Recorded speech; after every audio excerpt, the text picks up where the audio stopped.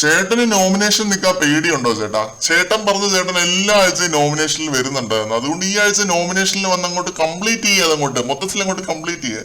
ഞാൻ വന്ന് പുറത്തേക്ക് പോകത്തില്ല അർജുൻ ഇതിലേക്ക് പോയി ജനവിധി തേടണമെന്നാണ് എന്റെ ആഗ്രഹം. ഒരു ഫ്രണ്ടായിട്ട് ഞാൻ പറയുവാണ്, ഇഷ്ടമുള്ള ഒരാളോട് ഞാൻ റിക്വസ്റ്റ് ചെയ്യുന്ന പോലെ ഞാൻ അർജുനോട് റിക്വസ്റ്റ് ചെയ്യുവാണ്.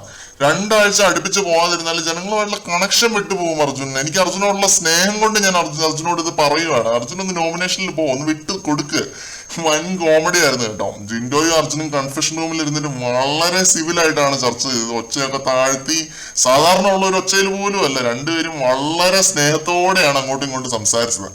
അർജുന്റെ നല്ലതിന് വേണ്ടിയാണ് ഞാൻ പറയുന്നത് എന്ന് വരെ ജിൻഡോ പറഞ്ഞു നോക്കി. പക്ഷെ ഒരു രക്ഷയില്ലായിരുന്നു. അർജുൻ വിട്ടുകൊടുത്തില്ല, ജിൻഡോയും വിട്ടുകൊടുത്തില്ല.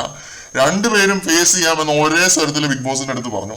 എന്നിട്ട് കെട്ടിപ്പിടിച്ചിട്ടൊക്കെയാണ് ഇറങ്ങിയത് കൺഫെഷൻ റൂമിൽ നിന്നും. ഇപ്പം ലാസ്റ്റ് ഇറങ്ങാൻ നേരത്ത് ബിഗ് ബോസ് പറയുന്നുണ്ട്, നിങ്ങള് ഇത് പുറത്തൊന്നും പറയരുത്, കൺഫെഷൻ റൂമിൽ നടന്ന കാര്യം എന്ന് പറയുന്നുണ്ട്. ആ സമയത്ത് ജിൻഡോ പറഞ്ഞു ഞങ്ങളിത് കൊട്ടി ഘോഷിക്കും എന്നൊക്കെ പറഞ്ഞിട്ടാണ് രണ്ടുപേരും കൂടെ ഇറങ്ങിപ്പോകുന്നത്. വളരെ ഹാപ്പി ആയിട്ടാണ് ഇറങ്ങിപ്പോകുന്നത്. ഇത് ഞാൻ എക്സ്പെക്ട് ചെയ്തൊരു സംഭവമാണ് ഇന്നലെ പ്രോമോ കണ്ടപ്പോൾ തന്നെ. അങ്ങനെ ഇപ്പൊ നോമിനേഷൻ തന്നെ വന്നവരുടെ എണ്ണം ഇപ്പം 4 എണ്ണം മറ്റോ ആയി. ഇപ്പം ഇവരും കൂടെ പോയി കഴിഞ്ഞിട്ട് പിന്നെ ഇത് കഴിഞ്ഞിട്ട് അൻസിബയും നോറയും വരുന്നുണ്ട്.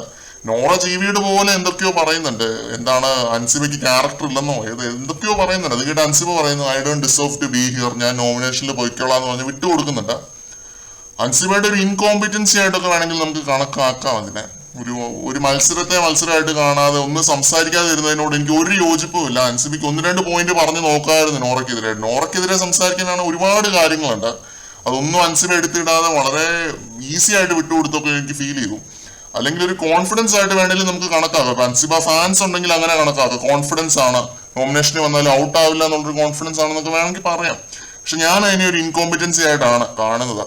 അപ്പൊ അങ്ങനെ നോമിനേഷനിൽ വന്ന ആളുകളുടെ എണ്ണം 5 എണ്ണമായിരിക്കുകയാണ്. ഇപ്പം വീണ്ടും ഒരു ലൈവ് അപ്ഡേറ്റുമായിട്ട് വരുന്നത് വരെയും ബൈ.